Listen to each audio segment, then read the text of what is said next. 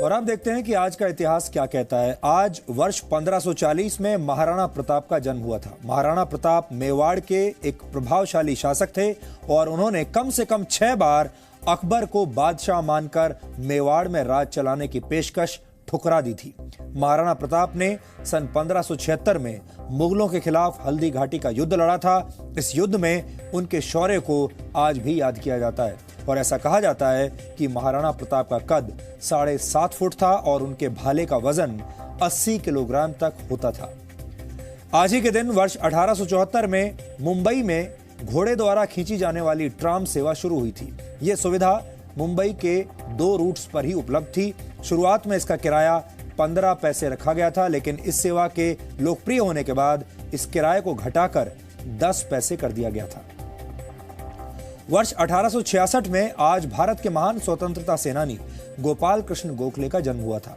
राष्ट्रपिता महात्मा गांधी गोपाल कृष्ण गोखले को अपना राजनीतिक गुरु मानते थे। भारत में शिक्षा के स्तर को बढ़ाने के लिए गोपाल कृष्ण गोखले ने 1905 में सर्वेंट्स ऑफ इंडिया सोसाइटी की स्थापना की थी। उनका मानना था कि भारत में राजनीतिक बदलाव तभी आएगा जब देश में एक ऐसी शिक्षित पीढ़ी तैयार होगी जो देश के प्रति एक नागरिक के कर्तव्य को समझती होगी। माउंट एवरेस्ट की चोटी पर पहुंचने वाले 2 लोगों में से एक तेंजिंग नोर्गे का निधन आज ही के दिन वर्ष 1986 में हुआ था। टाइम मैगजीन ने उन्हें 20वीं सदी के 100 सबसे प्रभावशाली लोगों की सूची में शामिल किया था।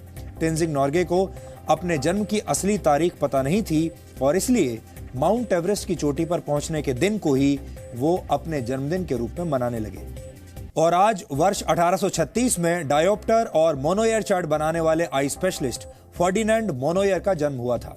डायोप्टर एक ऐसा इंस्ट्रूमेंट है जिसके जरिए आंखों की देखने की क्षमता को मापा जाता है। आप अक्सर आंखों की जांच के लिए जब डॉक्टर के पास जाते होंगे तो आपको सबसे पहले अलग अलग साइज में अक्षरों का एक चार्ट दिखाया जाता है, जिसे पढ़ने के बाद डॉक्टर आपकी आंखों को टेस्ट करता है और इसे ही डायोप्टर कहते हैं। इस चार्ट को 100 वर्ष पहले मोनोयर ने बनाया था और इसीलिए इसे मोनोयर चार्ट भी कहा जाता है।